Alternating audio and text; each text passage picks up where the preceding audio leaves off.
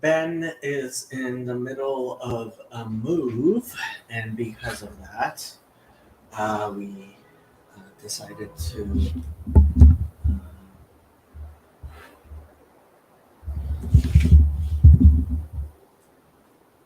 defer the normal lessons in Tanya.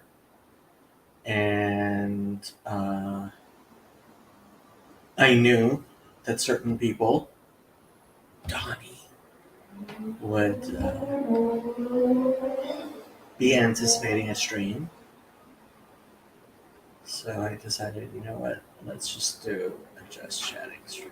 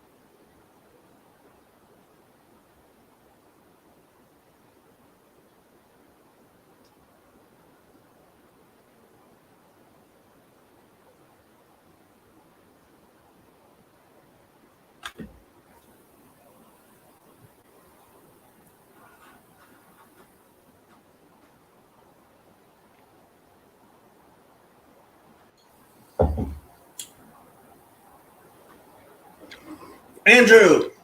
Hello? Shouldn't you be in school? No, it's Thursday. You don't have school on Thursdays? Nope. What are you eating? Builder bar. What? It's a protein bar. Protein bar. Yeah. Well, you're not in danger of getting fat, so that's fine. Yep. Well, I hope so, you know. There's a beach day on Friday, so I'm hoping I'm not Beach fat. day. Mm-hmm. Are you taking a girlfriend? I hope she'll probably, well, she might be that. I'm not too sure. It's kind of like a UCLA, USC type thing, you know? Oh, that reminds me. Friday night, tomorrow night. Yep. I forgot to tell you. It's USC Welcome Week. Are you coming? Okay. Yeah, I mean, Trey and I are going to my rabbi's house for dinner. okay. What time? Well, dinner's probably gonna start around 8. but I was thinking we would go for services too. So like 7. Oh.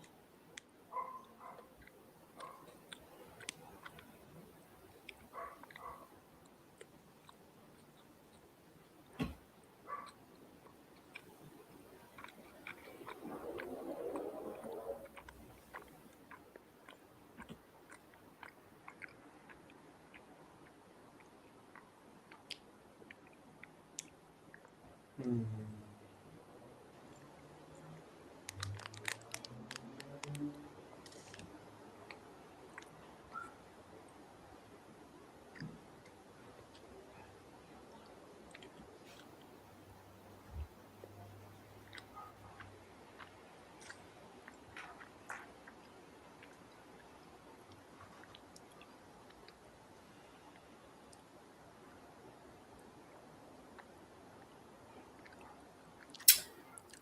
Halicon 73. I'm not sure who that is. I don't know if you're somebody I know. Me neither. Can we invite the 400,000 gods throughout human history? What's I a have dip? no idea what he's talking about.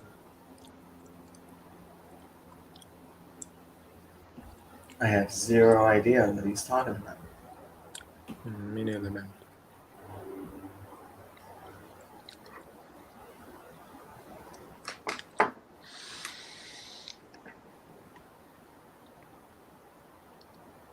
Yep. You know, I finally started like actually eating, and I'm finally seeing progress. So that's a good sign. Actually eating? Yeah. What do you mean actually eating?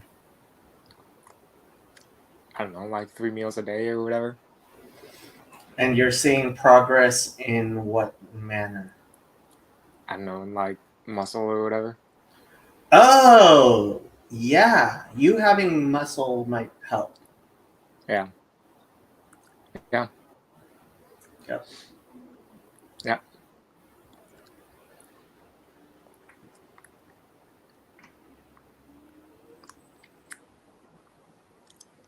Goes for you too, senor. I have been working out more than ever. Yep. Looks like it, man. I can see it. Really? Yeah. Your shoulders are rounder. I mean, that's all I can tell from the Is camera. that You know, good or bad? that's good. That's good. Believe me, man. Yeah, my pot belly isn't nearly as bad as it used to be.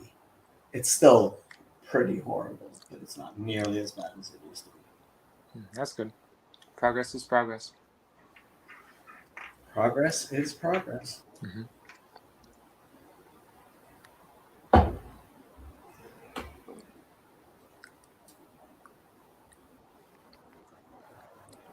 I think Phlebas is asking basically what I asked.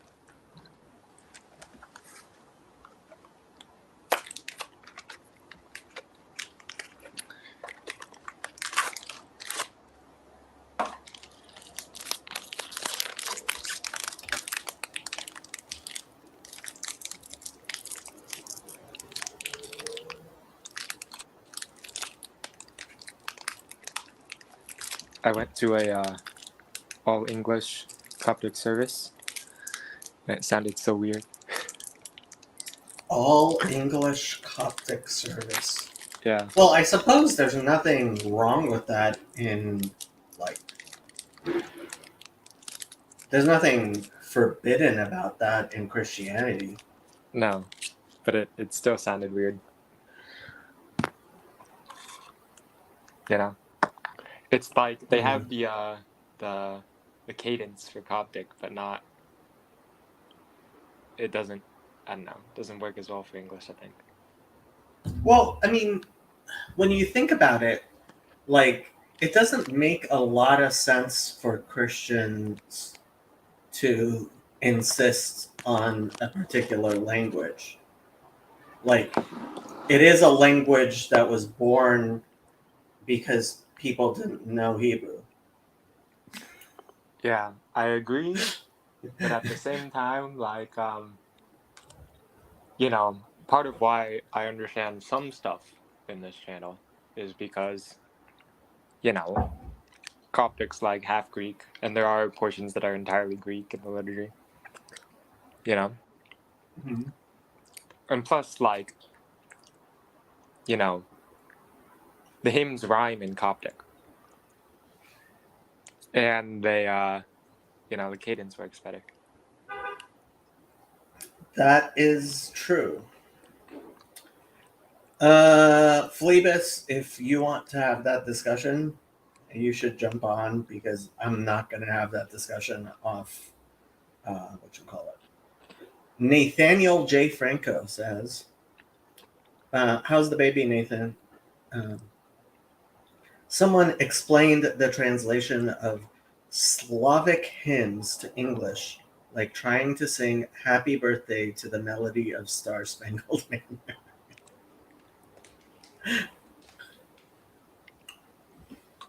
Yeah, some of the liturgical hymns we have, like Adon Olam, you can sing it to basically any tune in the world.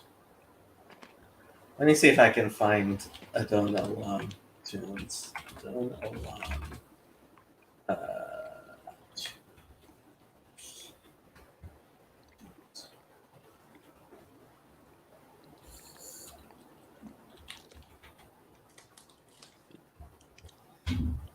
People sing Adon Olam to literally any tune in the world. Here, hopefully they won't copyright strike me for this.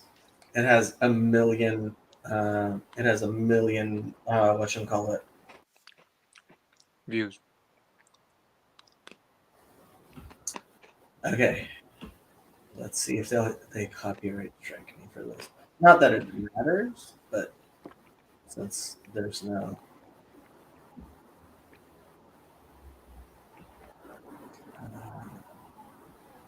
Okay.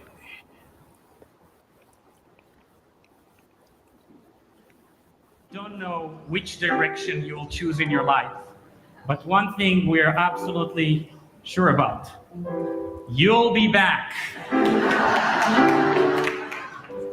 Oh, say shalom bimromav hu yaseh shalom aleinu.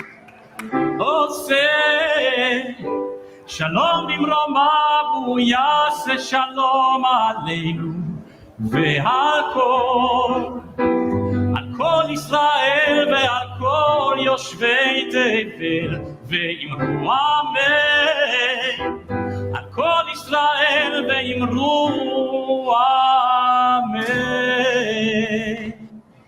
אדון עולם אשר מלך בטרם כל יציר נברא לעת נעשה בחפצו כל אזי מלך שמו נקרא ואחרי ככלות הכל לבדו ימלוך נורא והוא היה והוא הווה והוא יהיה בתפארה אדון עולם. Yeah, that's about all I can stand to that. No, I mean Adon Olam, you can sing it to anything. But people sing it to virtually anything. Mhm.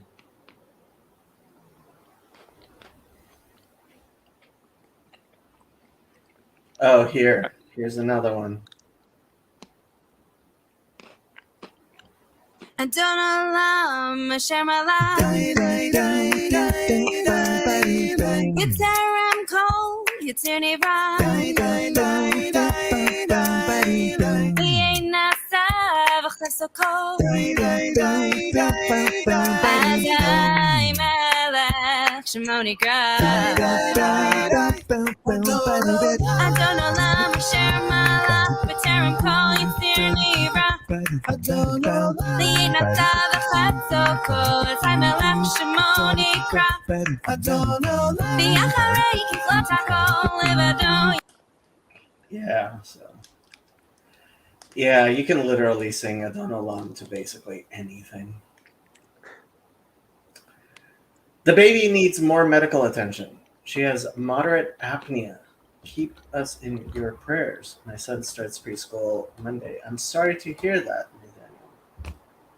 Nathaniel. She should have a refuah shlema.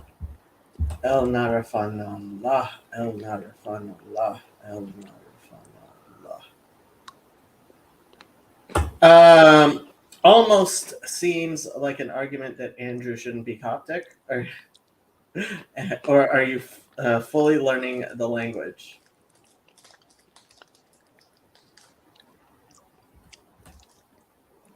Am I supposed to answer that?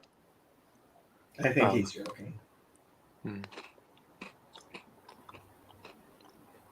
Well, there's a Coptologist up at UCLA who goes to our church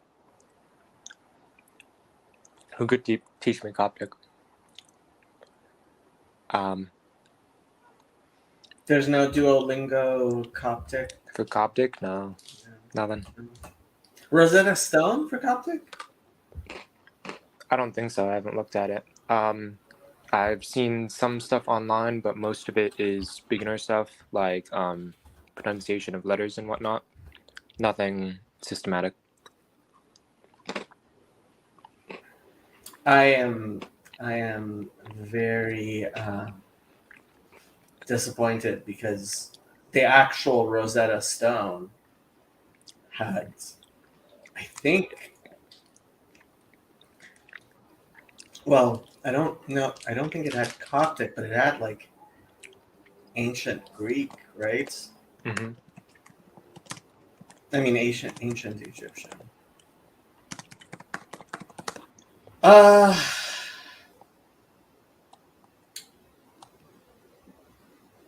The top and middle texts are in ancient Egyptian using hieroglyphic and demotic scripts respectively, while the bottom is in ancient Greek. And isn't like demotic where Coptic comes from? Yeah. So, like, Rosetta Stone, the company, really needs to step their up. Game. Yeah.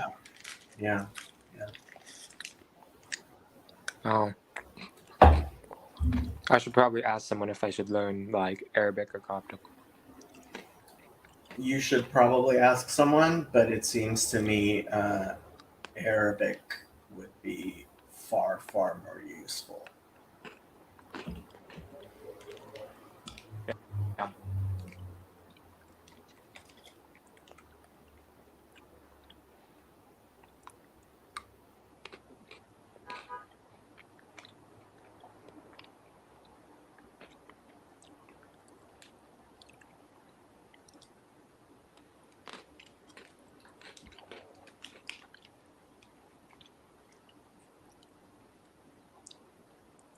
There's this big like young adults get together last Friday where we did I think you would have liked it. It was like Vespers and then midnight all the way up to liturgy in the morning. A vigil, an actual vigil. Yeah. Yeah, and it was like being a catechumen again. Everyone was just chanting so well that like when I knew I was doing it wrong, you know? Okay. What does that have to do with being a catechumen? Because like when I was going to St. Mark's and I didn't know any of the hymns, you know? It was like, but I was chanting anyway because I figured I had to learn. Reminded me of that. I see, said the blind man. Mm-hmm. Yeah.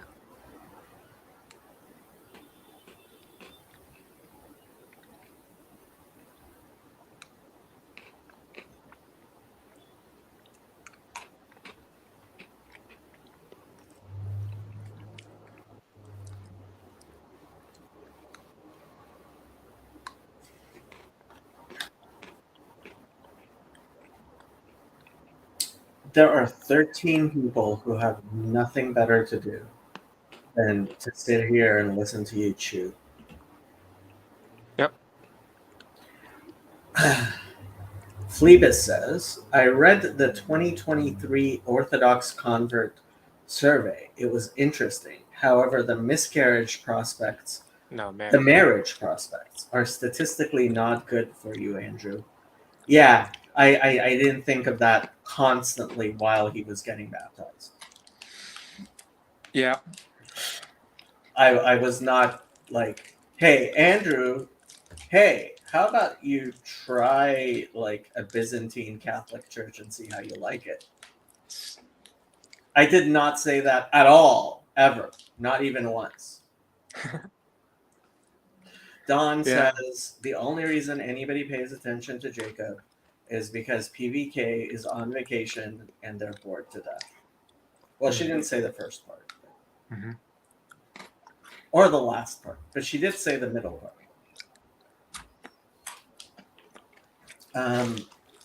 Ooh, I have something to show you guys. Ooh. I saw this today, and it was pure gold from what's his name?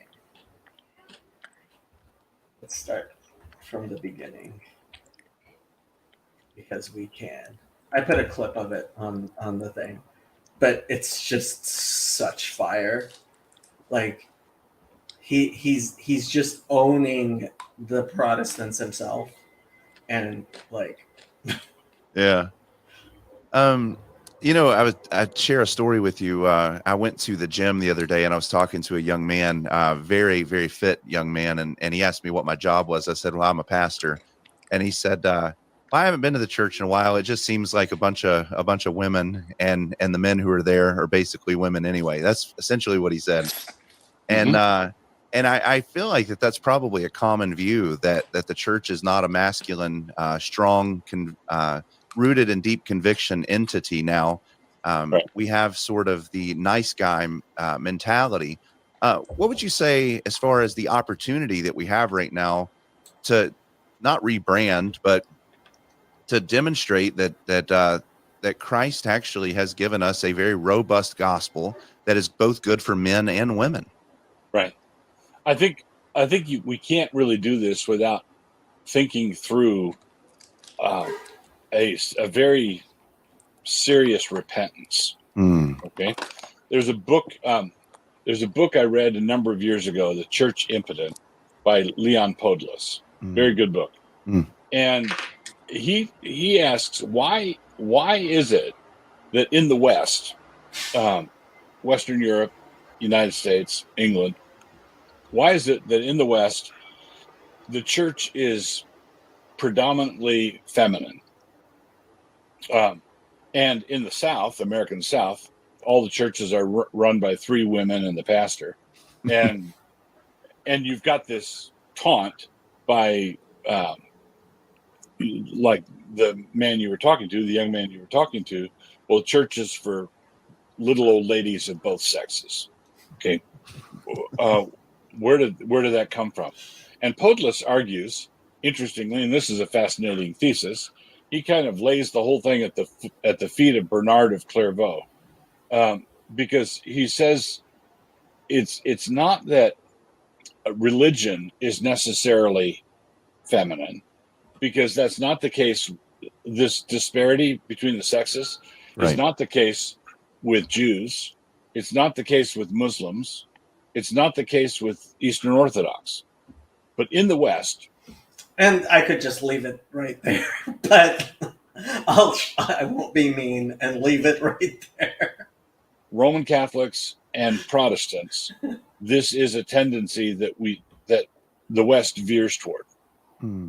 And Podless argues that the piety of the church collectively is the church is the bride of Christ.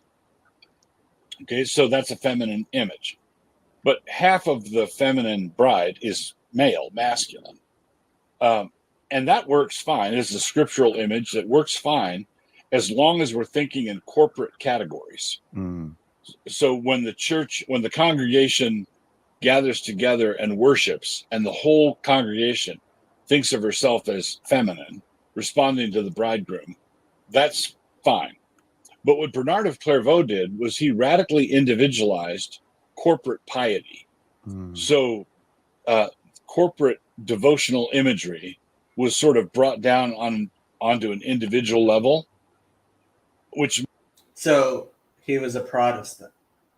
meant that when someone was at their prayers, when someone was praying, as instructed by Bernard of Clairvaux, they were praying as though they were a bride preparing herself for her wedding day. Hmm. Okay, well, the women can do that. Okay, and when you come to the men, one of two things will happen. Either the man says, "I'm out of here. This is too soppy for me," or this is too sentimental for me, or this is So one problem is the men are no good at it and they bail. The other problem is you identify those men who are good at it, and that's another problem. And they become the leaders. Right? and they become leaders. So this basically, I think we have to emphasize the femininity of the church and detach our corporate devotion as the church from how we worship individually. Yeah. What should our devotions look like? Men reading their Bibles should do so as men. Hmm. Women reading their Bibles should do so as women. Children the same. So basically, we have to recover sort of a definition of what Protestant masculinity looks like. Yeah. Because it's been in abeyance for a number of centuries. Yeah. So So I let him go through it, but like ultimately it's like, well, yeah. So what does that say about your theology in general? And so this is my first time reading this, but I decided, hey, let's look up Bernard of Clairvaux. Bernard of Clairvaux, Order of Cistercians. I have no idea who the Cistercians are. They branched off from the Benedictines, so I guess he started. Yeah. I guess he started the Benedictines? Okay. No, Ben- Benedict started the Benedictines. Oh. Yeah, he's Bernard, not Benedict. Okay. Yes, thank you. Okay. Venerated as Saint Bernard, I love the dogs, was an abbot, mystic, co-founder of the Knights Templar. Ooh. And, well, if he was co-founder of the Knights Templar, then how was he responsible for feminizing the church? And a major leader in the reformation of the Benedictine order through the nascent Cistercian order. He was sent to found Clairvaux Abbey at an isolated clearing in a glen known as the Val d'Absinthe, about 15 kilometers, 9 miles southeast of. I'm not going to try to say that word. In the year 1128, Bernard attended the Council of Troy, at which he traced the outlines of the rule of the Knights Templar, which soon became an ideal of Christian nobility. On the death of Pope Honorius II in 1130, a schism arose in the church. Bernard was a major proponent of Pope Innocent II, arguing effectively for his legitimacy over the anti-pope Anacletus II. In 1139, Bernard attended the Second Council of the Lateran and criticized Peter Abelard vocally. Bernard advocated crusades in general and convinced many to participate in the unsuccessful Second Crusade, notably through a famous sermon at, I'm not going to try to say that. Bernard was canonized just 21 years after his death by Pope Alexander III. In 1830, Pope Pius VIII declared him a doctor of the church. I mean, this guy doesn't sound very feminizing. Let's see. Why would somebody blame him?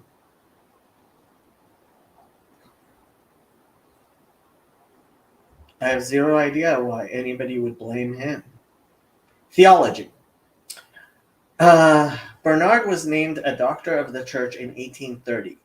At the 800th anniversary of his death, Pope Pius XII issued an encyclical about him titled Doctor Mellifluous, in which he labeled him the last of the fathers. The central elements of Bernard's Mariology, are how he explained the virginity of Mary, the star of the sea, and her role as mediatrix. The first abbot of Clairvaux developed a rich theology of sacred space and music, writing extensively on both. John Calvin and Martin Luther quoted Bernard several times in support of the doctrine of sola fide.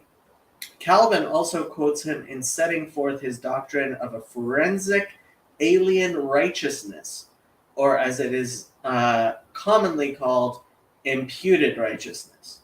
So he was responsible for the Crusades, penal substitutionary atonement, Marian devotion, and feminizing the Western Church.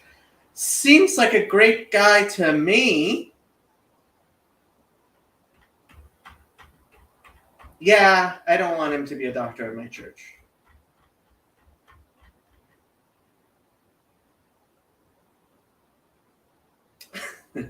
He looks pregnant in that picture. That's just wrong.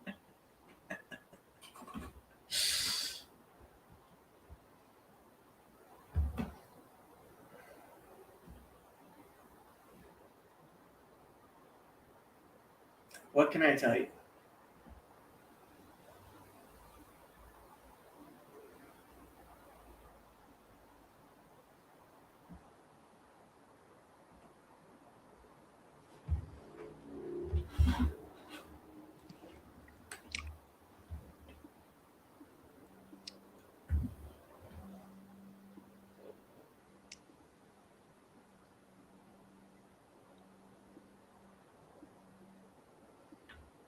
Should we watch Bill's new video? I haven't watched Bill's newest video.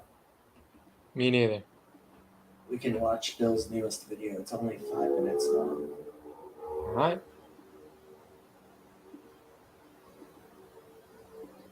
What's it on? I think he's responding to Chad's video about that country singer guy. How you doing? This is Billy Ray. So, there's been a lot of conversation, at least in my Discord, or a Discord I'm part of, about this song, Richmond, North of Richmond. And I've heard a lot of other people talk about it. See, one thing I'm noticing, especially having communications with a lot of people that's not from the South or from this area, it's common. Richmond, north of Richmond, that point of view is common around here. That's just what everybody's thinking. Right. See, you got to understand, in our rural areas, it's hard to make a living. It's hard to get by. Most of us ain't got no high school education. There ain't no unions around here. Right. An acre costs you $30,000, and most people don't make $30,000 in a year. You know, Okay, if he were to see the real estate prices here in Los Angeles, so most houses in Los Angeles are on a quarter acre, and I don't think you can get land with a building you have to clear for less than $500,000. Certainly not anywhere near where I am, and I'm adding the building you have to clear because that brings the price of the land down. I think the average price of a quarter acre in Los Angeles is probably closer to $700,000 or $800,000. Not sure exactly. But a quarter acre for $1 million in Los Angeles is not strange. a lot of people seem to miss the poverty in rural areas. People living in campers, living in homemade stuff. People seem to miss that. And if you ain't from rural area, if you ain't from Tennessee, West Virginia, Western or Southern North Carolina, most of Western South Carolina, Northern Northwest Georgia, you're not going to see it. You're not going to know it. Now, there's a big culture divide when it comes to us rural folks compared to the rest of the country. And, it's a common problem out here for us to get all wrapped up in the stuff that's not going our way. And things not being as easy as it was in our grandparents' day, but it wasn't easy in our grandparents' day neither. A common mistake most people make. Country music is sad. Blues, bluegrass, come on, man. Comes from your soul hurting. Alcoholism, it's rampant out here. It's because our souls are broken. Because our souls are bleeding. Our bodies are broken into pieces.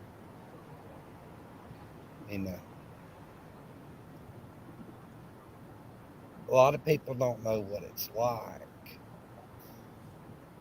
to go hungry. And that's very common in the rural South. Very common to work a $10 or $12 an hour job. I know people that's been working at the same job for 30 years and they make $14 an hour.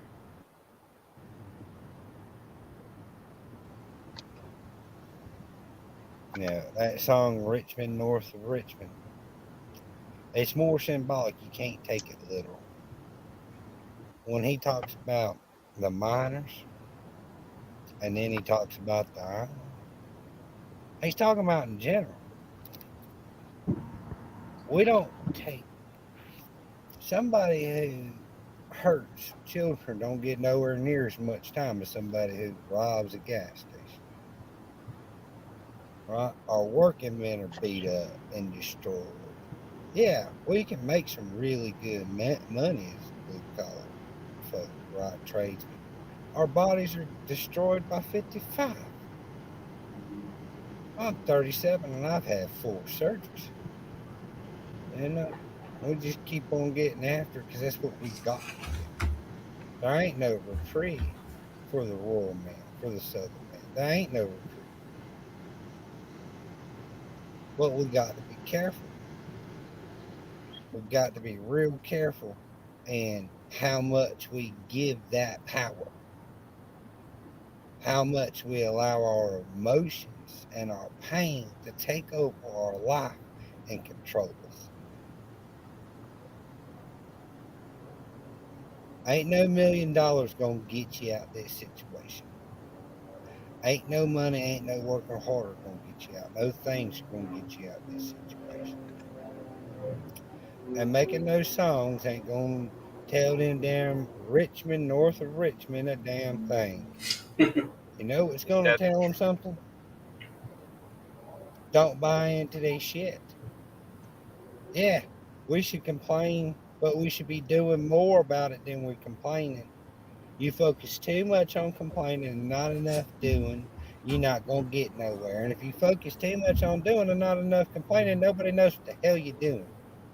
Right? There's a season for everything, but too many people get wrapped up in the emotions and get wrapped up in the bottle, and they don't never get out. And they leave generational curses behind with them. The South isn't suffering from no damn politician. We suffer from generational curses. Preach. How you doing, Chad? Good. It's funny. I was just talking with my wife about the song. Because it was like this morning at 4:00 in the morning, it was at 14 million views. And I was like, good God, man. And then right now it's at 18 million. It jumped 4 million views in 12 hours. Are you kidding me right now? Oh, it's the #1 song in the country on Spotify. Yeah, and I'm guessing the actual radio stations aren't even playing it because I'm guessing they don't have access to it, which is probably pissing them off. Well, no, it is on Spotify. So if it's on Spotify, the reason it was able to go, because it seems, well, it's on Spotify. So if it's on Spotify, there's the copyright and there's the ability to play it. Well, the video I made has no copyright claim on it. Yeah, So that's very interesting. And the other thing is it's not even his channel that released the video. So all of the views all of whatever money that video is generating is going to the people that own that channel, and it's not going to him. Well, that's a friend of his who made the video with him. Right. So no, he's so I don't know if you saw the Facebook post that I don't have he Facebook. put up. No. Well, somebody put it on my Discord server, so let me pull it up. I'm going to start roboting, but I'll be listening if I'm not talking, okay? Okay. Bazani put it up on my Discord, and here, let me. I liked some of the stuff that I did see by him. I want this guy to succeed. I just want him to write a better song. Well, here, listen to what he. Hold on, let me pull up the entire thing. I'm pulling for him, man, because there's a lot of power behind what he has, but I don't think it's actually him or the song. It's like he's being used. He's being used as a tool.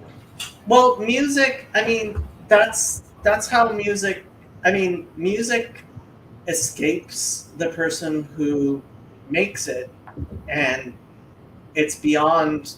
So this is from Oliver Anthony Music, which is his Facebook page, apparently.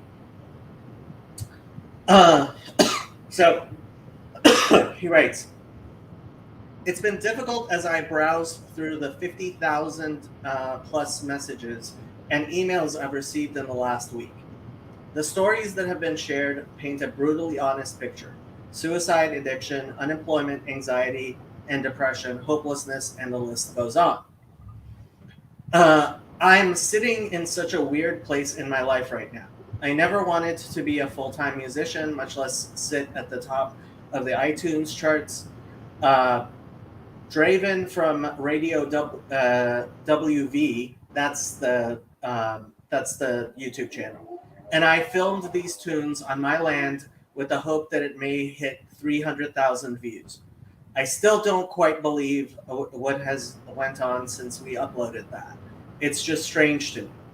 People in the music industry give me blank stares when I brush off $8 million offers. I don't want 6 tour buses, 15 tractor trailers, and a jet. I don't want to play stadium shows. I don't want to be in the spotlight. I wrote the music I wrote because I was suffering with mental health and depression. These songs have connections with millions of people on such a deep level because they're being sung by someone feeling the words in the very moment they were being sung. No editing, no agent, no bullshit. Just some idiot with and his guitar. The style of music that we should have never gotten away from in the first place.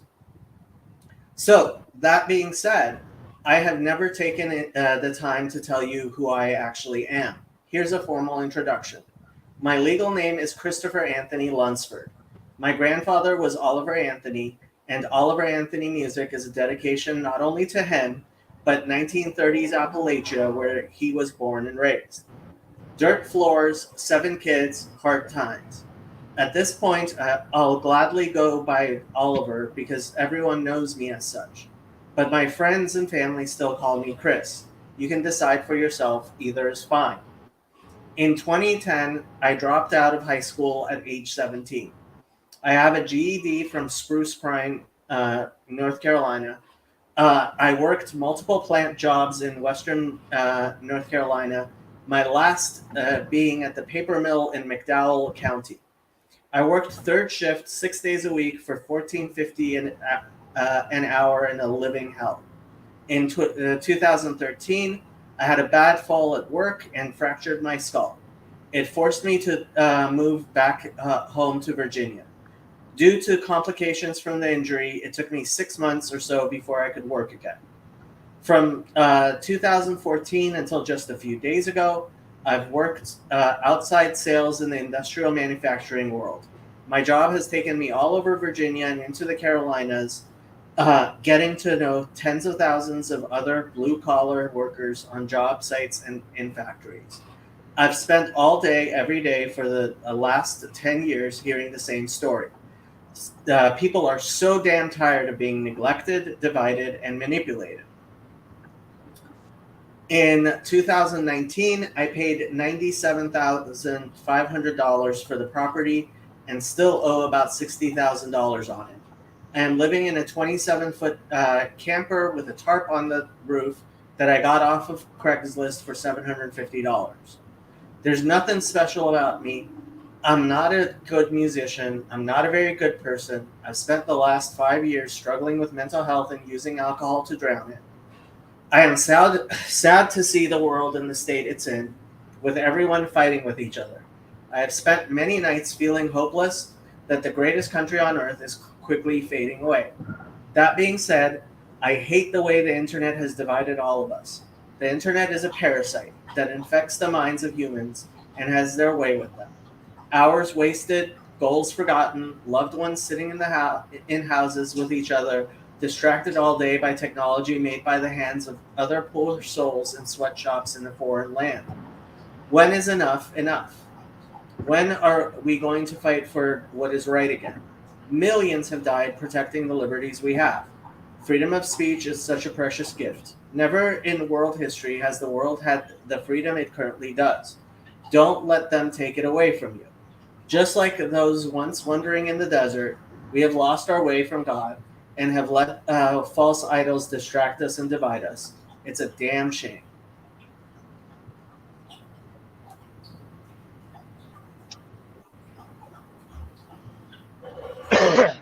Well, that's all good, man.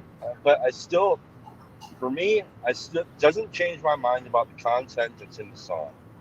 Oh yeah, I don't think so. This was the hardest thing in my traveling that I learned. A lot of the people in the red states, they really, really have no idea how things function. And they think that it's people in the blue states who have no idea how things function. And they're not actually having honest conversations with each other. And they don't trust each other. And they each think the other one is a child or stupid, and like you have half the country not actually talking to the other half of the country. And I was not aware of how broken the economics in red states are. I really was not. I did not realize that people in the red states. So this was 23 years ago. I was taking my 22 years ago. I was taking my intro to public administration. I was getting master's in public administration. I was taking my introductory class, and the professor had us reading all of these really far left books. This is a professor that weeks after 9/11, I spent the entire 3-hour class arguing with him because he was trying to tell me that if you're going to be a graduate student, if you're going to be an intellectual, you have to realize Osama bin Laden is not immoral. This was weeks after 9/11 he was saying this. And I wouldn't have it, right? And one of our textbooks, which I was supposed to do a review on, defined government. The definition of government was a mechanism to the definition of government was a mechanism to transfer money from the rich to the poor. That was his definition of government. Like, so we were actually like, that's how we were defining government, like transferring money from rich to the poor.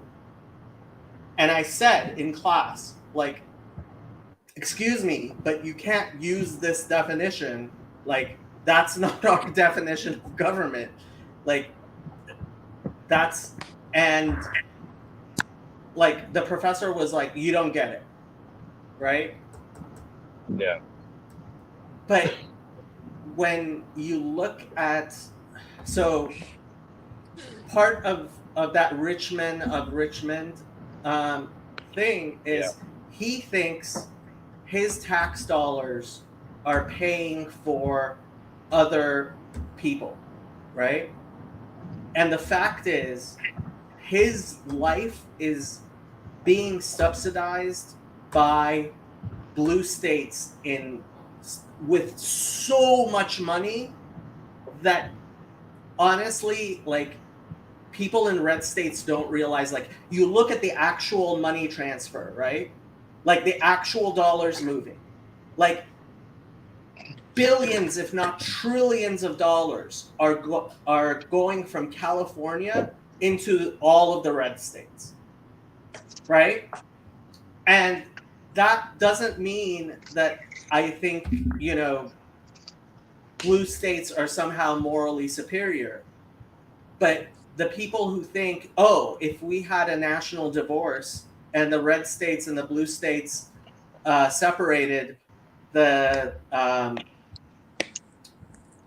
so Phlebas asks a good question. Would a person who makes $14 an hour pay tax? Well, that's the thing. It looks like he's paying taxes. But if you do the economic analysis, somebody who's earning under federal poverty level, so for an individual, 400% of federal poverty is around $50,000. Okay?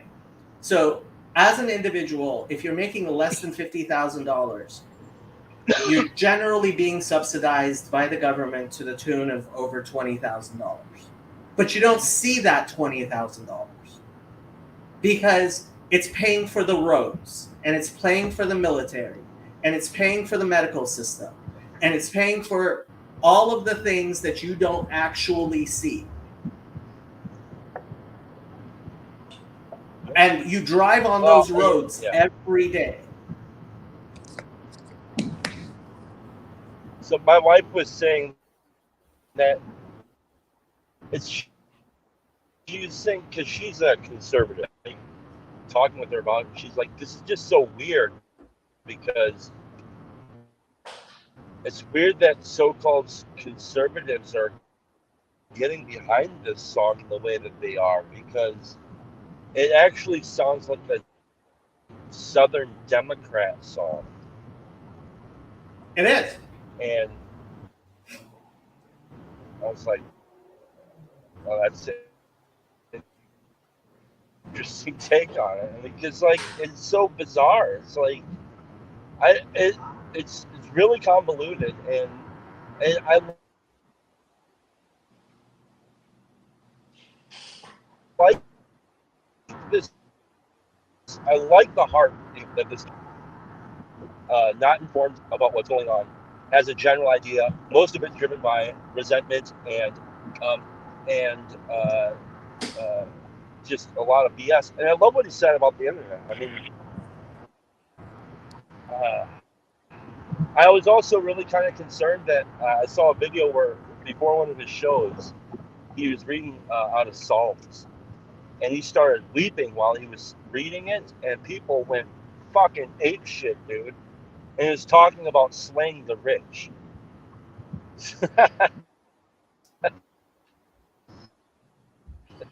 Yeah, I mean, look, when it comes down to it, I don't think he's a musician. And if you get your political ideas and your economic ideas from musicians, like that's like trying to find out how to cook from a basketball player, right? Like being a basketball player doesn't mean you know how to cook, and being a musician doesn't mean you know how to run a government or shit about economics. If you actually want to understand what's going on, Thomas Sowell, Black Rednecks and White Liberals, great book. Right. But that's what I'm saying. That's why I think he's actually like this very strange, genuine American symbol, because he's kind of the embodiment of what of somebody like me who is ill-informed, who is easily manipulated, who wants things to change but doesn't know how to, but wants an easy answer, so says easy shit. I do think it is interesting that the song is uniting people across the board. That is very interesting to me. But I think that's because the left ran out of gaslighting juice, and people are so sick of what happened over the last few years that they're just grabbing onto anything. And so this guy comes along and he has like the actual American anthem for everyday Americans who are stupid like me. He said it. I'm just a stupid guy. You know, like, I don't know. But it is a very interesting moment. People's heads should be spinning. This song dropped 8 days ago, and there are 18 million views from a nobody artist. That is insane. It's insane. It's unheard of. Oh, it's been selling like you wouldn't believe. I mean, you're just looking at the YouTube views. It is at the top of the charts. It's the #1 song in this country. How ironic. How ironic.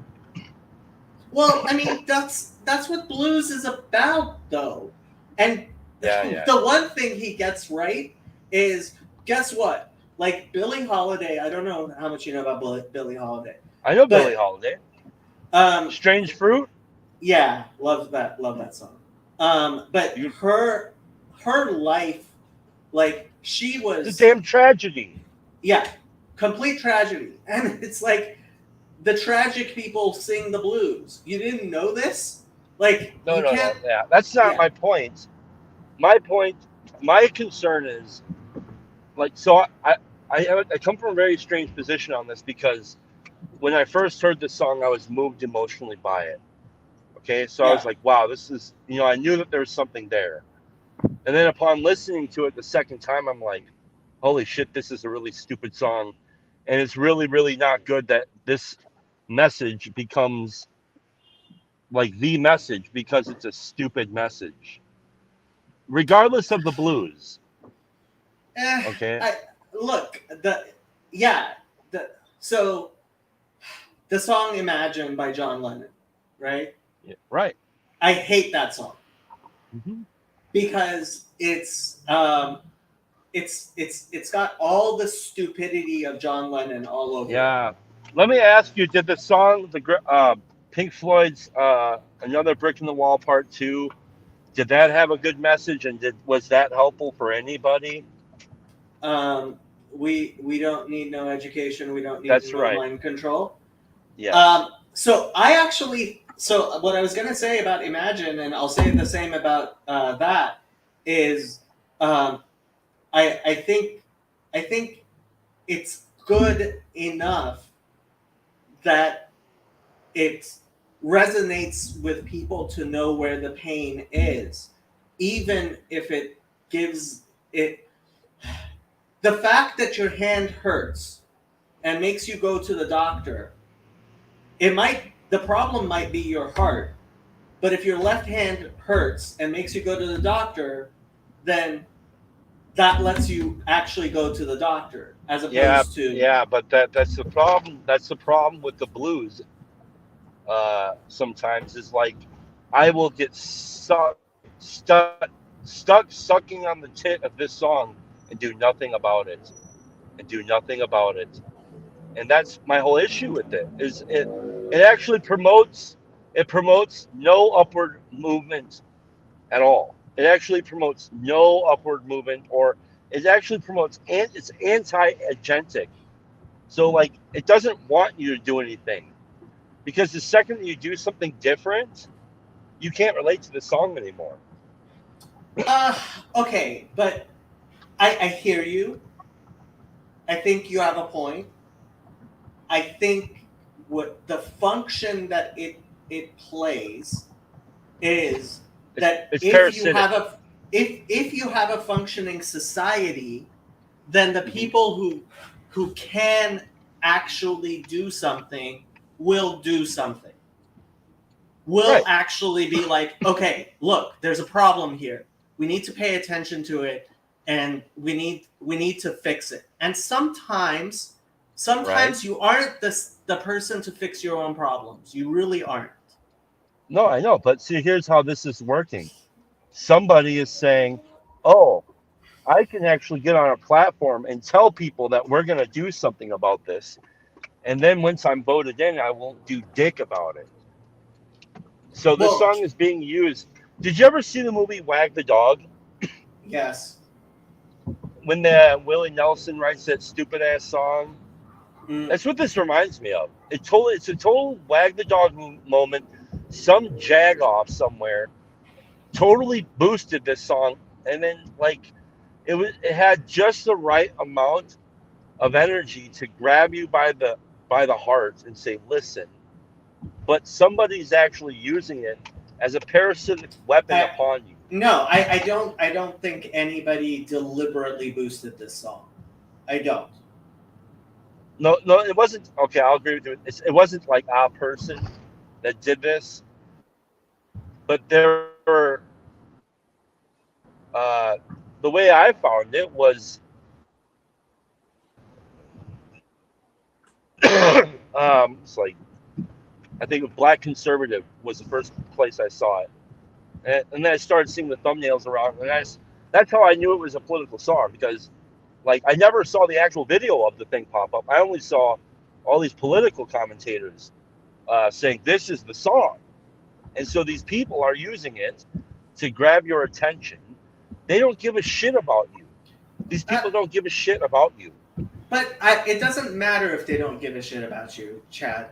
The political process has to work even if the politicians don't actually care, because you can't trust politicians. Like, that's what our political system is based on. Like, our government exists to protect us from the politicians, not to empower, because we don't trust any of our politicians.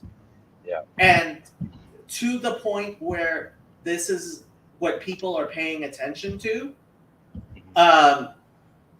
Look, any politician who starts talking about poor white men is going to be chewed up by the wokerati. And guess what? Anybody who doesn't isn't going to get elected president in 2024, I don't think. Yeah. Yeah, so I don't know. I'm coming at it from a strange position. I think that there should be more conversation about maybe not the song itself, but kind of what it's talking about, and not this bullshit where like literally 100% of the people who are talking about this song that I've seen have only given it godlike praises. I'm the only person I know of that has critiqued it. Nate Heil told me that a bunch of people on the left are critiquing it, but for a totally on different the issue. left, yeah. But people on the left are critiquing it, but I think I have to say, I think that's the left's same problem with telling people what's not funny. Sometimes jokes shouldn't be funny, but they are, right? Yeah. And sometimes songs shouldn't, but like, I think that the song is catching people's imaginations because it says something important that isn't being said. No, it's not. What it is it's slightly less offensive than Let's Go Brandon, which is exactly the same exact pattern that happened. Some accident happened where Let's Go Brandon was misperceived, and then it caught on as a cultural meme, and somebody saw this as a wonderful joke / some sort of propagandic tool, and it's the song version of Let's Go Brandon. You're being defeatist, as is Sherry. Sherry says this song won't make one iota of a difference. That's just plain wrong. She's not wrong. She's totally right. She Watch is completely this. Here, wrong. I'm going to go on the record right now. I'm going to make two predictions. Here's the prediction. In 6 days, the song will top out at 36 million views. In 2 weeks from now, you'll see it maybe hit 40 million views, and you won't hear it ever again. That's my prediction. Okay. That's my prediction for this song. Okay, Chad. Even if that were true, which I don't think is what's going to happen, but it might happen.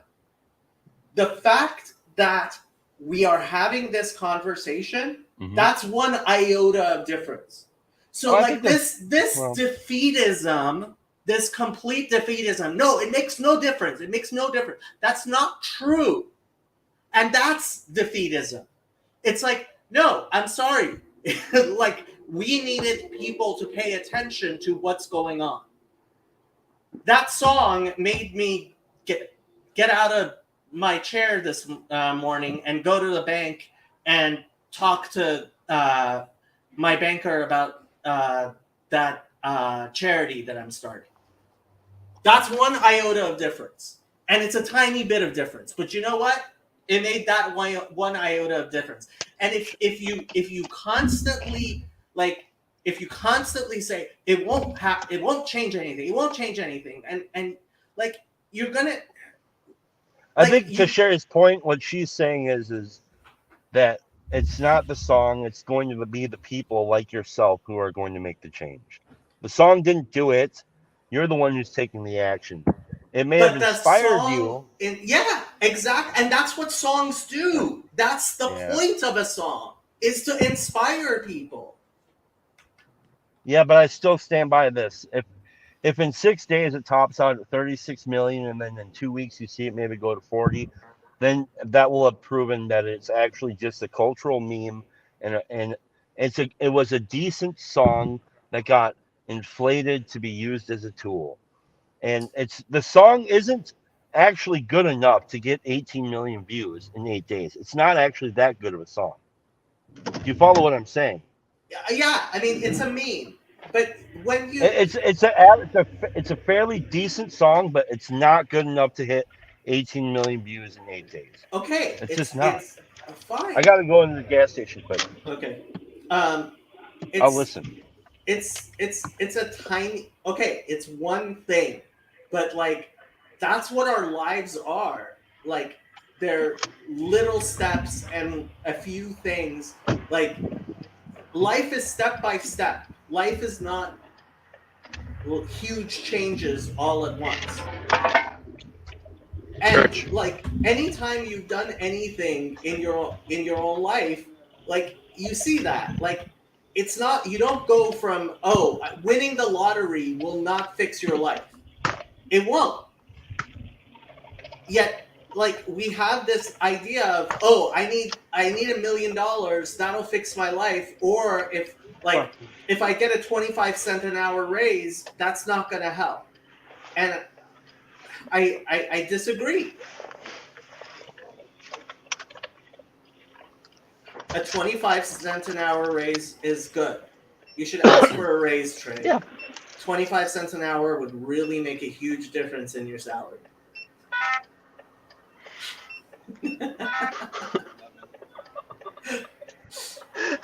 Sure.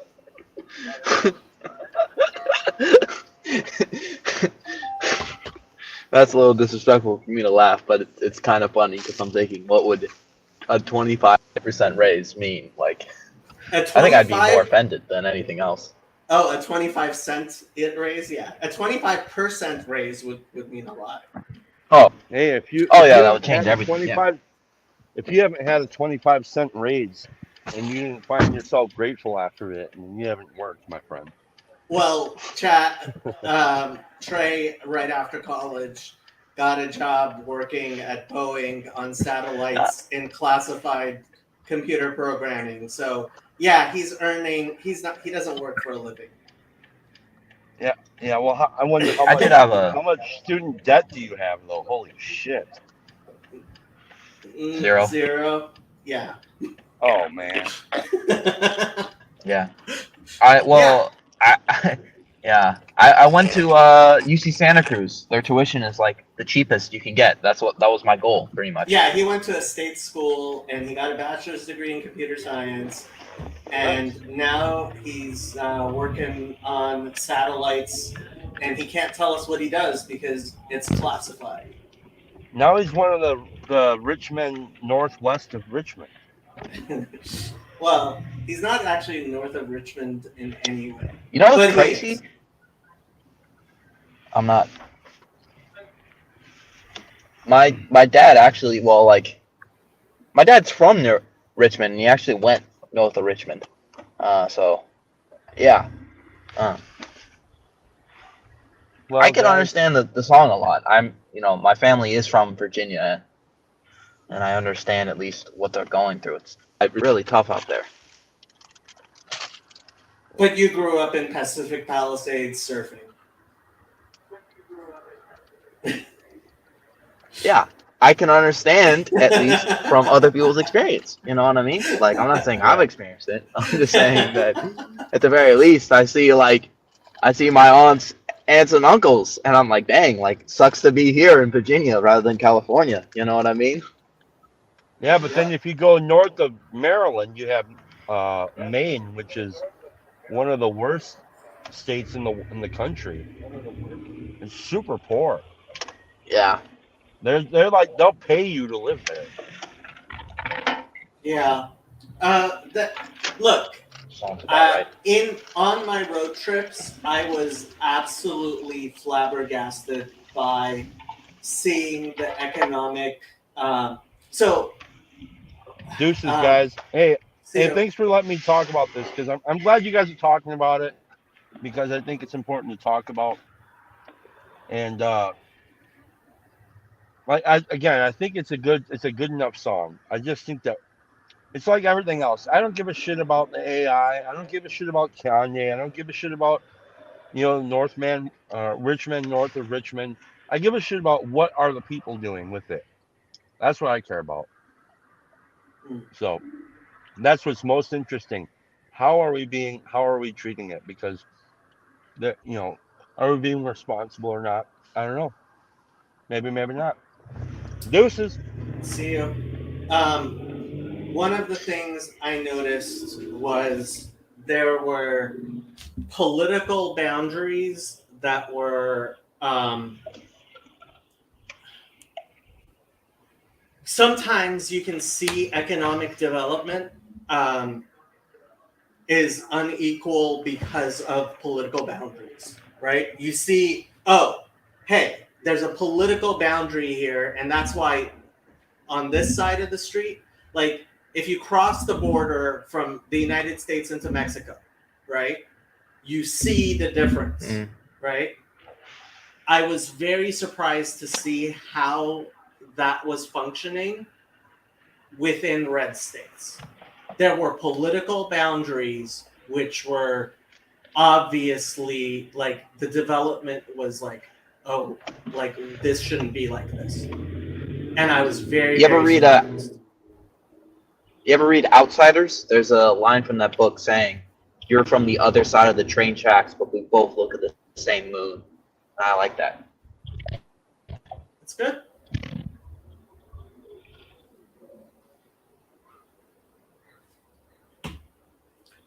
Garth says, machining is a trade that can get you rich while still being working class. Look, there's nothing wrong with being a knowledge worker. There's nothing wrong with getting jobs but one of the things that Billy Ray talked about, which I think is really important, is in a lot of states, including Texas, the workers' compensation laws are not functioning the way they should. And if the workers' compensation laws, a lot of these trades jobs would pay a lot less than they do, which people would be like, why would you want that? And the answer is because these are jobs which will destroy your bodies. And it's really easy to get young 20-year-old men to take jobs that over the next 10 years will 8 years, and then they won't be able to do the jobs that they were doing.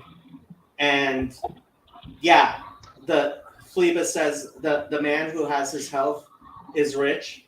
Like these jobs which don't do workers' comp is a full-time target for lawyers working for Chamber of Commerce.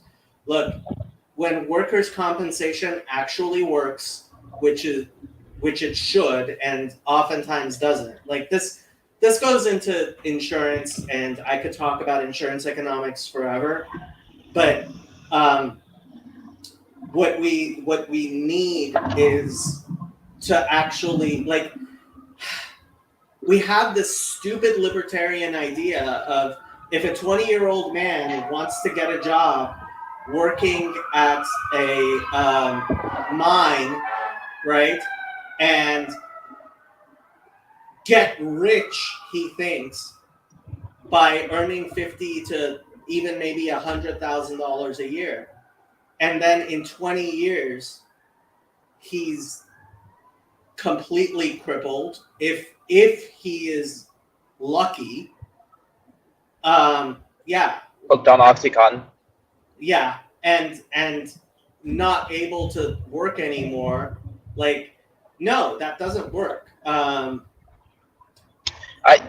think you also have to. Yeah. I was going to say, I think you also have to mention the idea of like how much OxyContin has affected those jobs and those workers. You know. Right. Yeah. OSHA is kind of dumb. Yes, it can be excessive, but people are ignorant of how much worker. Yeah, like OSHA is really important. I'm sorry, Sandy, but you're absolutely wrong. Workers' comp is not a waste of time. That's just not true. Payoffs take care of OSHA and food plants. Look, we have corruption. Yes. Guess what? Corruption exists. This is not news. And guess what? You're never going to get rid of corruption. But like, corruption is no excuse for like trying to go back in time for things and having this idea that without these faulty and corrupt systems, it wouldn't be worse.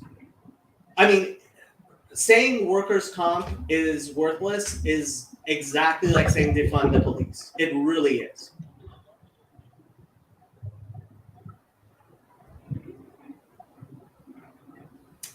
Workers' comp sucks everywhere, Sherry. But part of the reason workers' comp sucks everywhere is because nobody in power wants it to work and wants people to understand why it works.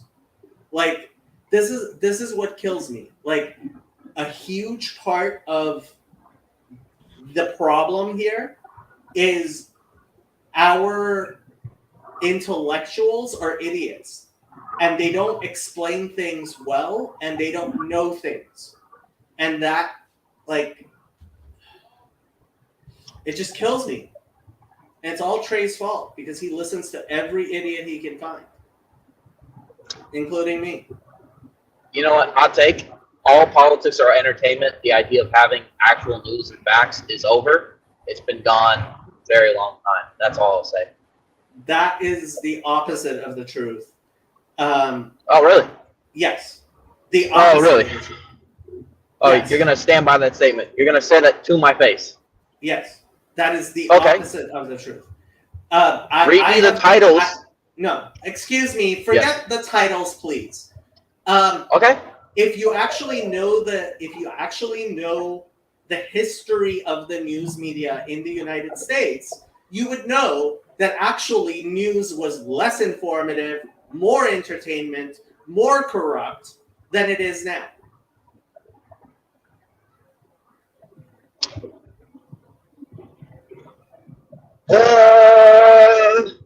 Okay. Have you Okay. heard of the Spanish-American War? No, but Yes. Let me tell you about the Spanish-American War. It was about 100 years ago, and there were two newspapers in New York. And the two newspapers in New York took turns trying to sell more papers by provoking people to want to go to war with Mexico. That's why we ended up with a war in Mexico, because two newspapers in New York were competing for frontline entertainment value. This is a famous, which people will say, no, that's very simplistic of what the history wasn't actually exactly like that. But it's basically what happened. So no, actually, things used to be far, far worse than they are now. And it's gotten better. Okay, that is a view, and I will accept that. What I mean by that is I'm saying that, like, I don't believe that you can make news without it being entertainment. I don't think those are separate. I think it definitely was back in the day, at least with a lot of reporting. No, The it point was at never least- like this. No, it was never. It was never. It was always entertainment. It was always entertainment, going all the way back to Gutenberg. Martin Luther, not Martin Luther King, Martin Luther was entertainment. Okay, if you want to expand that definition, then fine. Either way, I guess my point says, I guess my main point saying that it's entertainment anyways, and it doesn't really matter the sources. you No, get that from. it doesn't So- matter. Hold on. No. It's deadly news serious. Yes, Sherry, I have heard of the CBC. And let me tell you something about the CBC, Sherry. The CBC today is less corrupt than any of the news 50 years ago. Like, just look at the history of actual how things were. So people have this nostalgic idea that things have gotten worse. It's like, nope, not true. Things have actually gotten better, but we see things in ways that were not visible to people. Things have gotten better than they were, but it's more obvious to us because we communicate faster and there's less control of the media. Wait, actually, I just realized I'm right. Can you show me a YouTube channel that is going to cover a range of topics, not from a certain political slant, but is going to have things mixed in? So if I remember correctly, news back in the day had many different stories, right? One of them may be local man saves a cat, blah, blah, blah, all these different stories, right? Trey, But yes? Okay, so as opposed to what used to happen with newspapers, which was there was one editor who got to decide what everybody in the entire city got to see, and if you were lucky, there were two newspapers. So Los Angeles, not that you would know this, used to have two major newspapers, Los Angeles Times and the Daily News, and the Los Angeles Times was the liberal Republican paper because Republicans were liberals back then, and the Daily News was the conservative Democratic paper. And even to this day, the Los Angeles Times is the liberal paper, and the Daily News is the conservative paper. But that's beside the point. Today, everybody has access to Twitter and YouTube, and they can go see things from lots of different perspectives. Now, there is greater balkanization. There is, but the balkanization is not as the Overton window is much broader than it used to be because there aren't people controlling what you get to see and the information as much as you used to. There is more information available to you, more true information available to you, and bullshit narratives get chopped down far faster than they used to. Oh my gosh, such an IDW take. Much wow. Oh my gosh. Oh, I never would have predicted you would have said that. What do you mean? Okay, not to be disrespectful, but I do think that you can have. I think that Destiny's quote is pretty apt at this point. Before, we would say pretty much, don't stick your hand in a toaster, right? But now there's people who you can get a community of people who just stick their hands in toasters. And I think that's my point, at least. Yes, of course there are more varied news, but if you want to just look at only anti-Semite stuff, you can do that 24/7. And you can find channels that are directly related and give you information only related to anti-Semitism, or you could do the same. Like Trey, yes, you are terminally online and you think online is real life, and you're wrong. Okay, then January 6th was not real life, I guess. Had no effect on us. Hold on, January 6th. What effect did it have on your life? Okay, fine. COVID, fine. No masks and anything didn't have any effect on my life. You're correct on that. No masks had an effect on your life? What are you talking about? COVID misinformation. Fine, I'll be super clear with my. How did COVID misinformation change your life? How do I understand if it did or didn't change my life? How would I be able to say that? How would I be able to understand that? All I can say is we probably had longer lockdowns, and there's probably people I know. Actually, there are people I know who got sick because of people not getting vaccines, people not getting masks. We had longer lockdowns because Facebook was censoring people like Jay Bhattacharya have been censored, and censoring people like Sam. Sam Tiedemann from Our Little Corner. He was being censored. Go listen to my April Fool's stream from April 1st. with Sam. Okay, fine. I will be very specific you in have my words. You have zero clue what's going on because you No, I do. to I do. idiots for years. Oh, zero?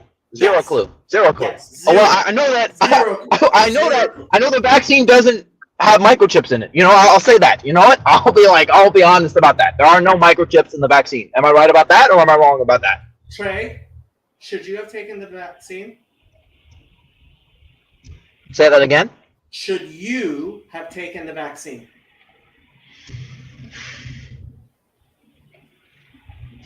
Should I have taken the vaccine? Yes.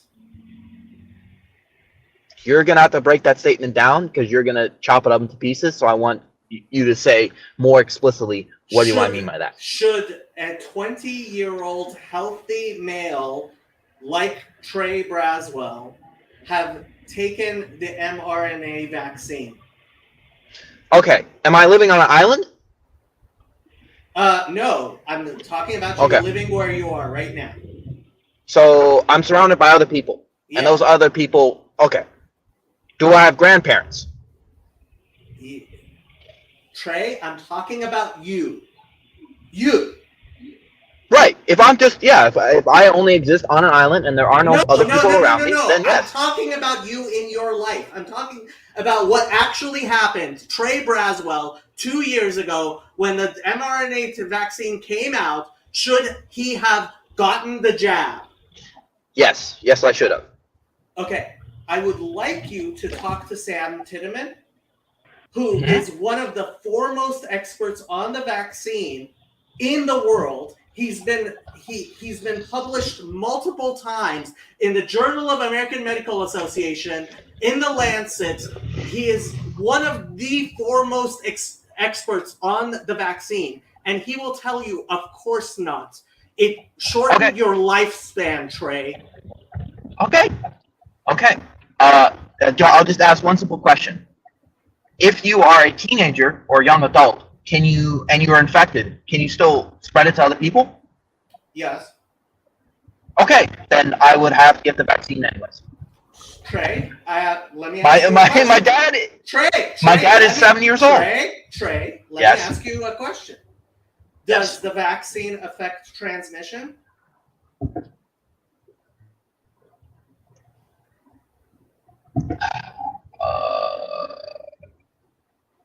Shoot, you're using a tricky word that's flexible.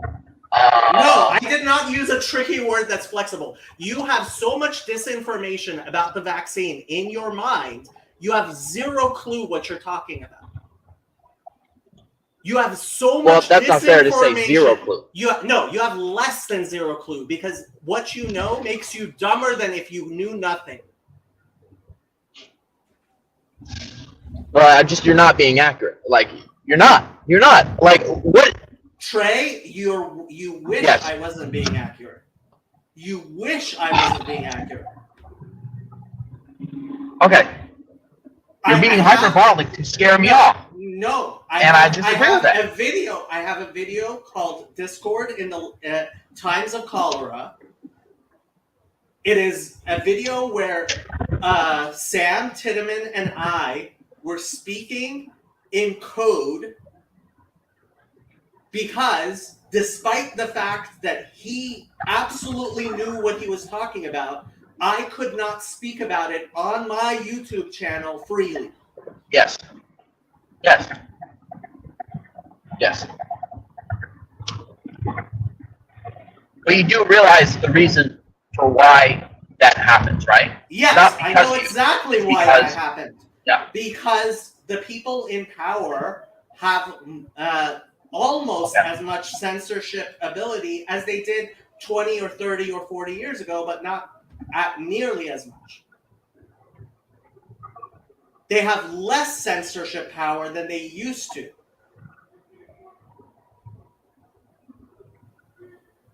Okay. I'm still confused how this drifted away from my main point. That What's your COVID main point? information, that COVID information didn't affect life.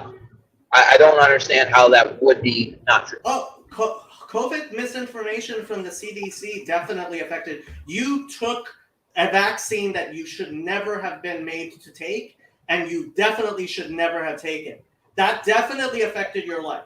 Yes, that misinformation that came from Anthony Fauci has definitely made your life worse.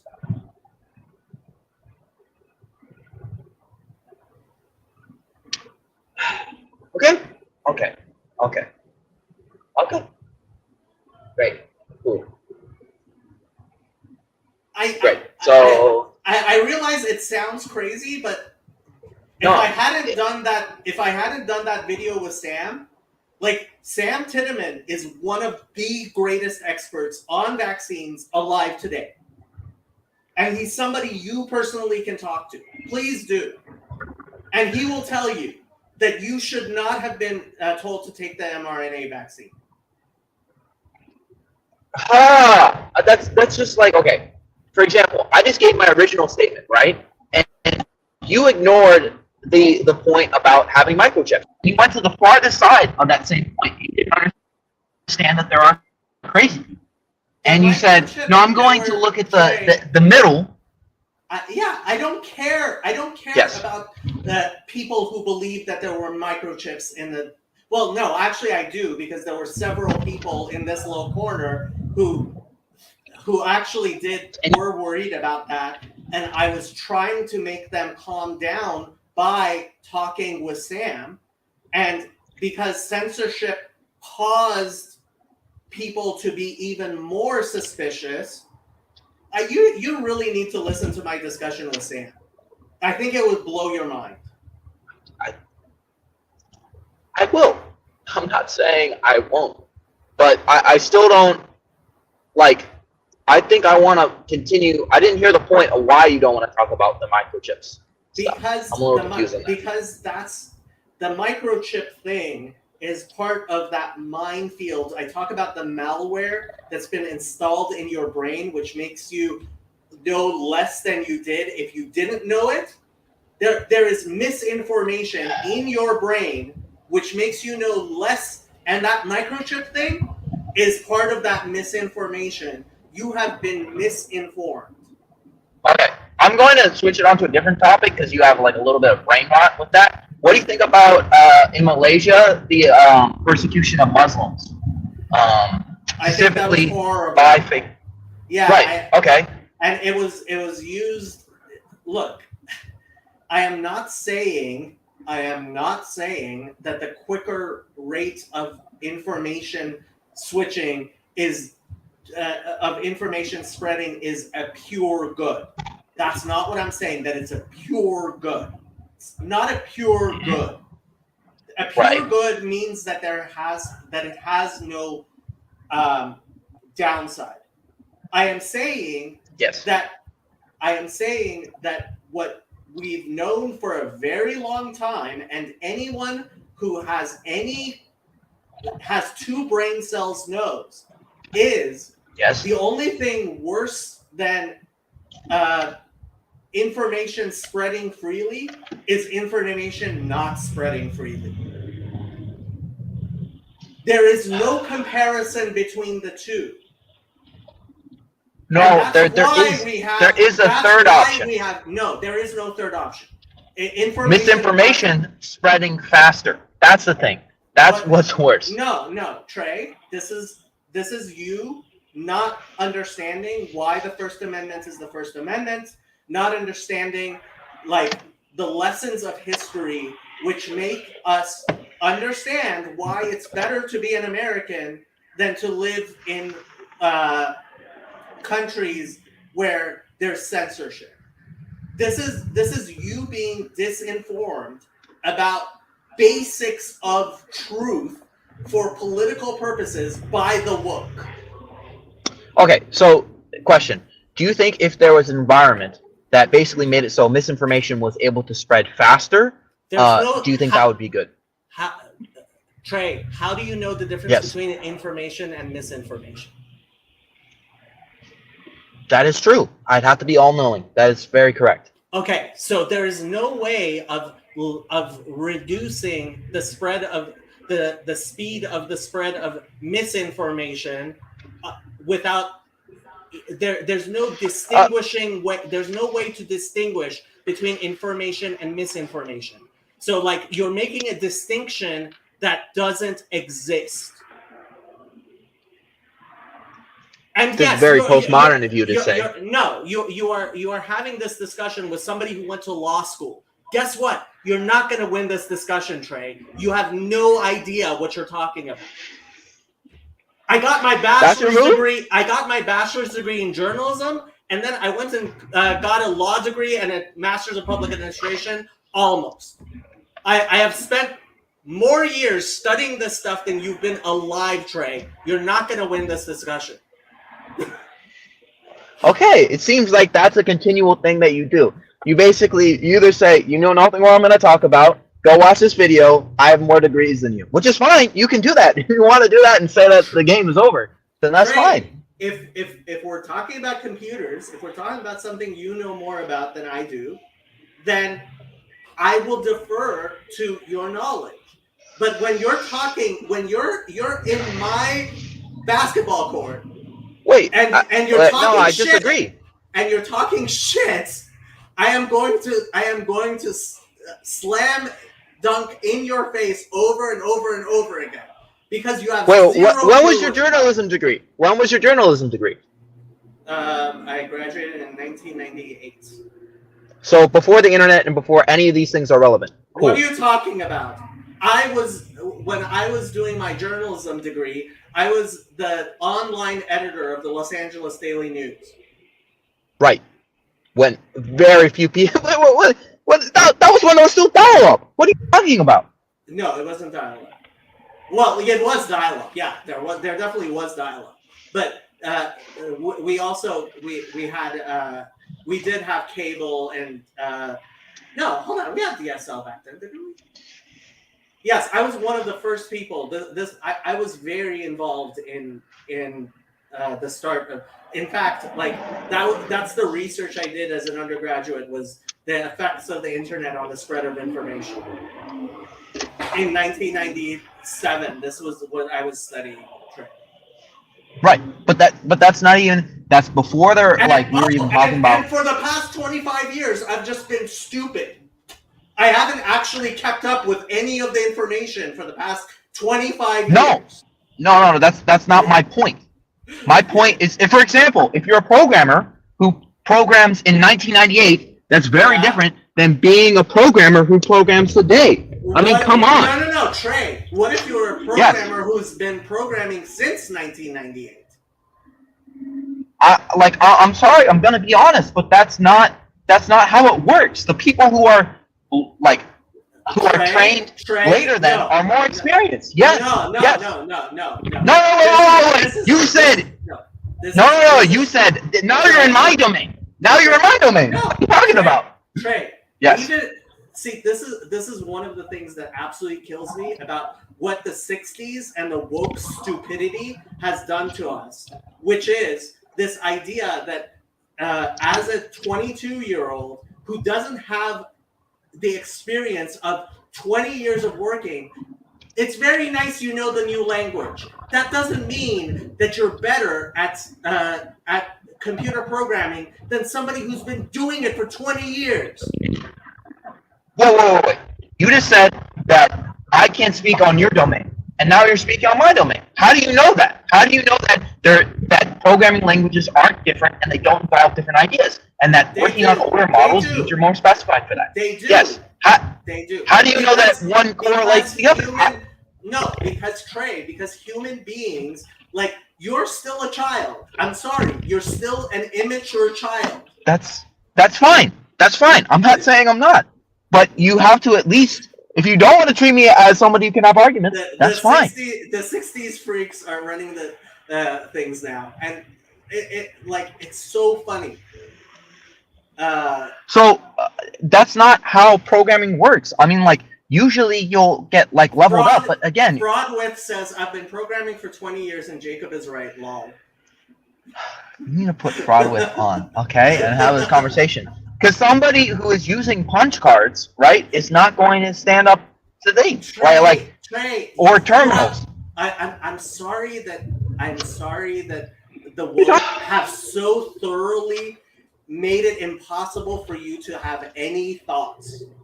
Like your brain, like we have to reinstall from the very beginning, because like it is like your operating system has been so messed up, like you have zero idea what you're talking about. All I'm saying, this is something I remember reading in programming books when I was learning and everything like that. Yeah. That yes, like older people are pretty much better at maintaining older systems, but keeping up with everything, no, that's not something that's possible. I don't understand how that would be possible.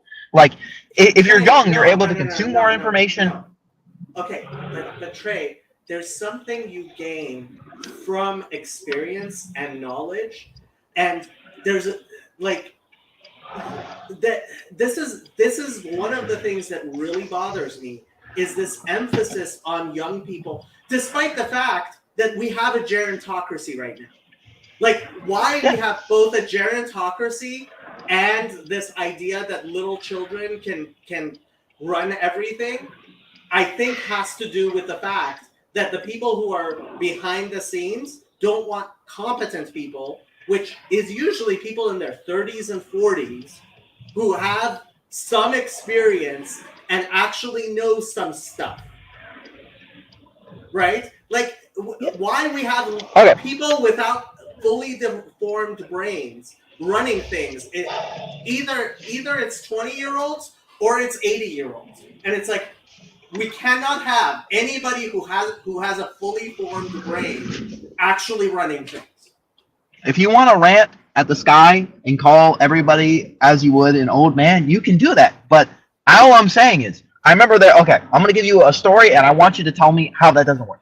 So, okay, there was a math professor, right? I remember my old computer programming teacher telling this to me about computer programming. And I'm going to retell you the story. She was in university, right? And she had this mathematician that was able to pretty much, be faster than the calculators, right? And he would be able to do it within a couple seconds. But as soon as he used the calculator, his time would take another 10 minutes to pretty much use the calculator because it's a new technology.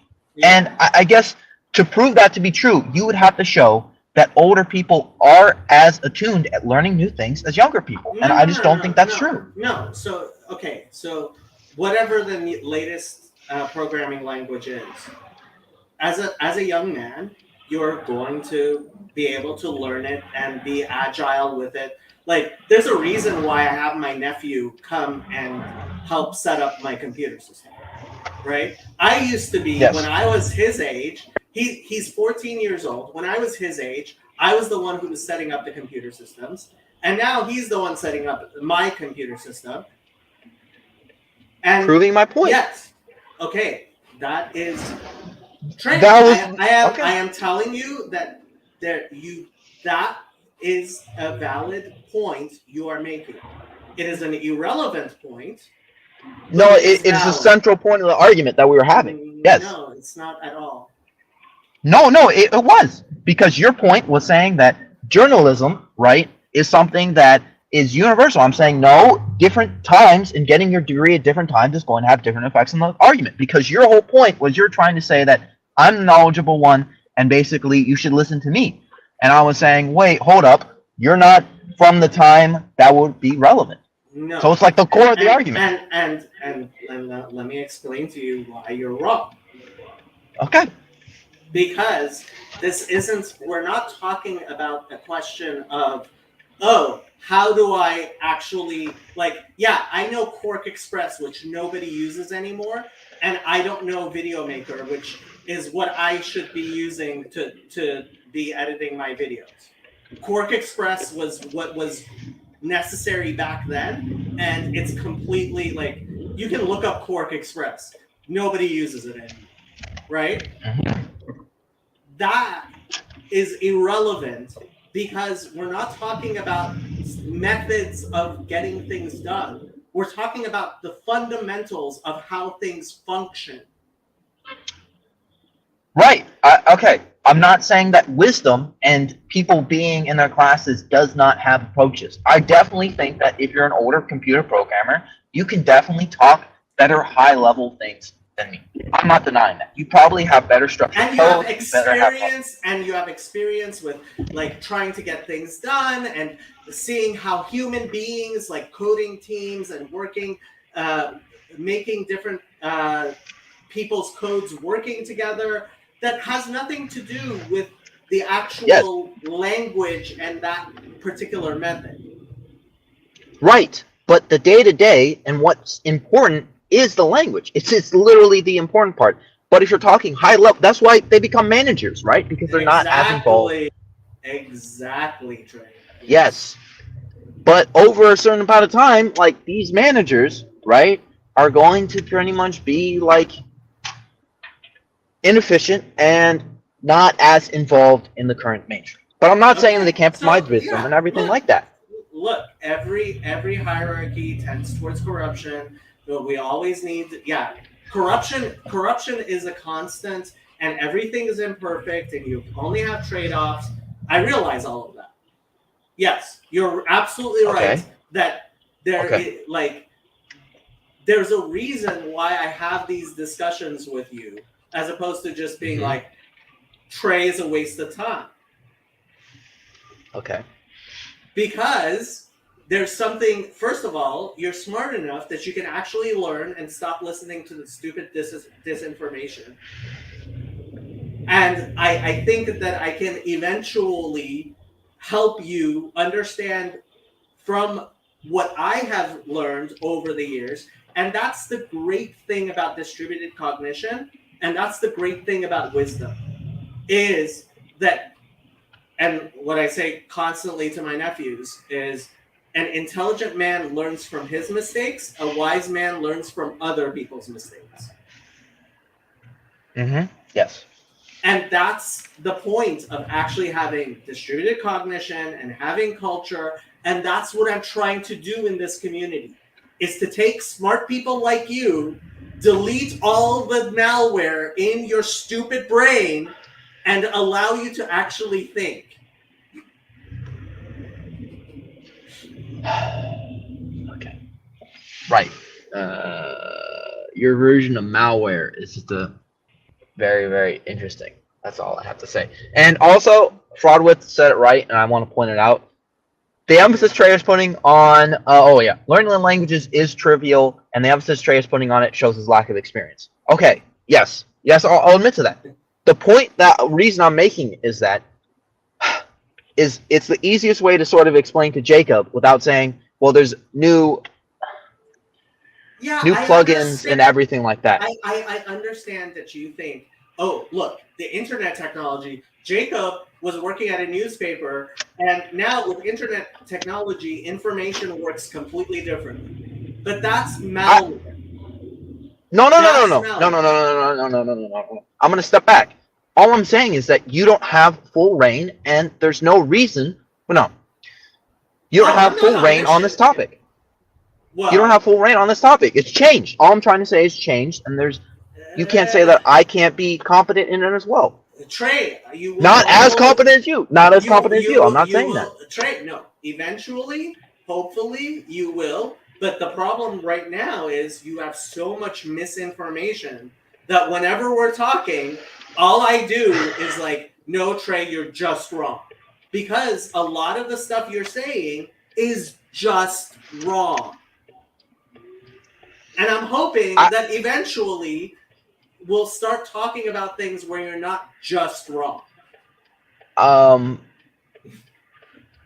Your version of just wrong is you have a political opinion that I disagree with. No. Yes. No, I have zero political opinions.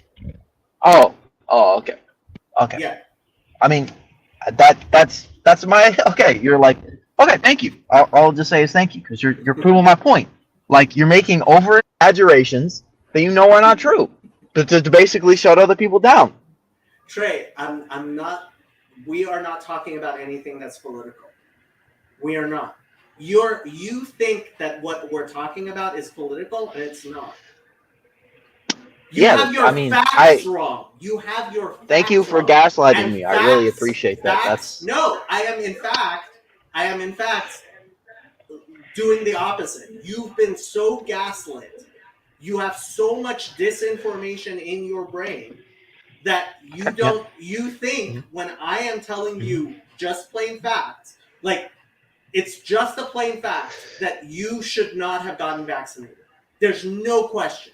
There are many people. I was very pro-vaccine. I am still very pro-vaccine. You specifically, you should not have gotten vaccinated.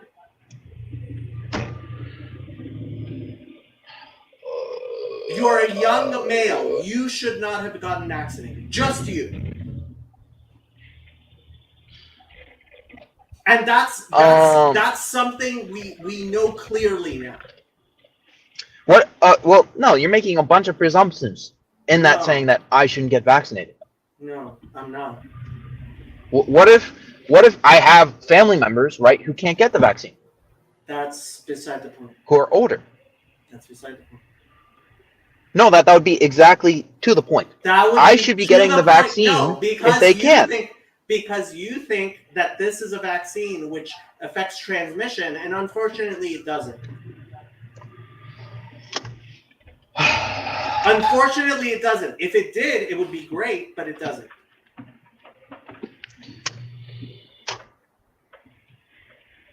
Wait. So are you saying that people who have the vaccine and people who don't have the vaccine transmit COVID at the same rates? Yes, that's what it's saying. So you're saying the R naught is the same? I guess, yeah, actually. So this, honestly, now we're getting into Sam Titteman territory, and I highly recommend actually listening to the thing because Sam actually knows what he's talking about with vaccines, and he was censored despite being a published author on this stuff. And that's my problem with wokeism is Jay Bhattacharya, who's an MD PhD. You know who that is? Did you hear about Jay Bhattacharya? Wait. Have you heard about Jay Bhattacharya?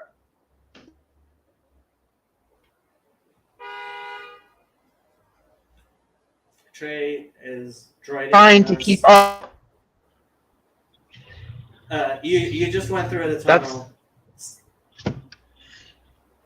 I guess I'm trying to. I feel that you're like. Oh, exactly. I feel like you're drilling on me, and I'm trying to sort of understand all the points you're going at. Okay, so I think first you said it's not political and it doesn't have to do with my political opinions, but then you keep tying it back to this idea of the woke and everything, saying because I'm woke, I don't understand. No, because you've been programmed by the woke, and woke is not a political thing; it is a religious thing. Yeah, I would say also the IDW is a religious thing. The IDW it actually wasn't. That's why I ended up leaving the IDW space and coming here to the religious space. I think if you sort of see, all I would say is that they do have dogmas. Pretty much like for the one, I don't think that anybody in the IDW space will say that the media is trustworthy in some form or fashion. Because that's a fact. That's a dogma. The media. That's a dogma. No. That's a dogma. No, that's not a dogma. That is an empirical fact. Do you know the difference between a dogma and an empirical fact? I'm not going into this. Like, I'm not. It's like, I'm not getting tricked up in your word games. It's not going to happen. It's not word games. There's a difference between a fact and a dogma. A dogma is not a fact. Those two things are separate from each other. And you're treating them like they're the same. They're not.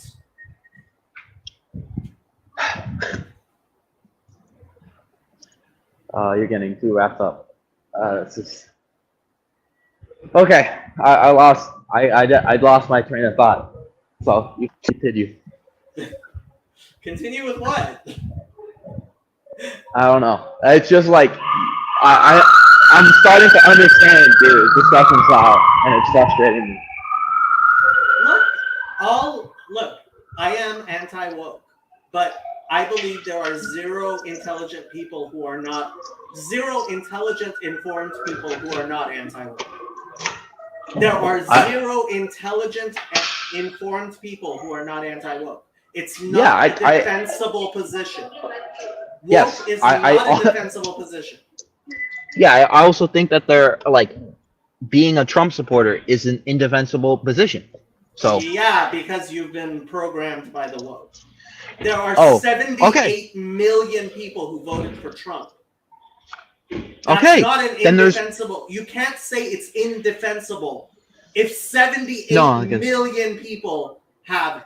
You know, there's more woke people, right? Like, no, there more is woke not. people than No, there is definitely not. Yes, there is. No. Yes, there is. No. Yep. Nope. Yes, there is. There is not. Show me. Show me how I'm wrong. Show me how I'm wrong. Where did you get your numbers of woke people? Where did you get your number of Trump supporters? The number of people who voted for him? Do you think everyone who voted for Trump is a Trump supporter? Oh, I thought that was the definition we were using. If you're using a different definition of Trump supporter, I don't know what you mean. Well, I'm just asking. I'm just asking. All I'm saying is you can vote for Trump without being a Trump supporter. Like, okay, if that's your that's your definition, then so you have to tell me what your definition of Trump supporter is, and then we can talk about being whether it's defensible. You're changing being supportive. Okay. Being supportive of. Being supportive of Trump and his positions. What does that mean, being supportive of Trump and his positions? You know what? I'm not even going to fight you on that. Sure. Anybody who voted for Trump is a Trump supporter. I'll go with that. Okay, fine. And you're saying that's indefensible?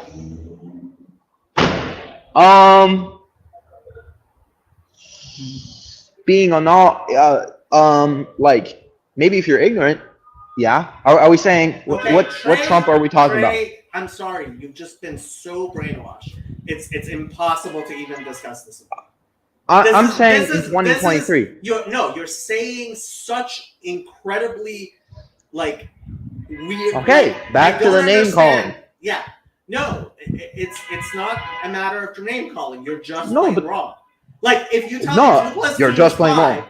If you say 2 plus 2 equals 5, you're just plain wrong. There are facts in the world, Trey. I'm just like, we can go bound around. You want to just keep saying I'm wrong, not adjusting my points? How is this different from you saying anti-woke? What's the difference? Like, you literally say woke is an indefensible position. I don't know what you mean by woke, and I don't know how it is an indefensible position. Okay, so I will explain to you what woke is. Woke is a term that anti-woke people use to label people that they are politically opposed to, who have a religious frame that comes with postmodern neo-Marxism. This is a term that we've started using against people. We label them woke, and then we attack them. And if so in the definition, if you are involved in this fight, you're on the wrong side. If you're woke. Okay. So it's a circular definition. I just label people I don't like as people I don't like. Cool. You could just say that. That's the point of the definition. That particular definition. That definition exists to show who are the people that the anti-woke are against. That's oh my gosh, that's like the dumbest thing I've ever heard. Oh my god. What do you mean? You use the private definition. It's not a private definition. It's not a private definition. It's actually a public definition. It's a public definition. No. Not the part that anybody I don't like. That's not true. I didn't say anybody I don't like. The anti-woke are actually like we actually have Where are you going? Okay, I gotta go This feed is the homeless. really I'm going to actually Okay, touch you grass. go do Have a it. nice day. Go touch grass. Ah. God, these internet discussions. Oh my god. And you have to deprogram people individually.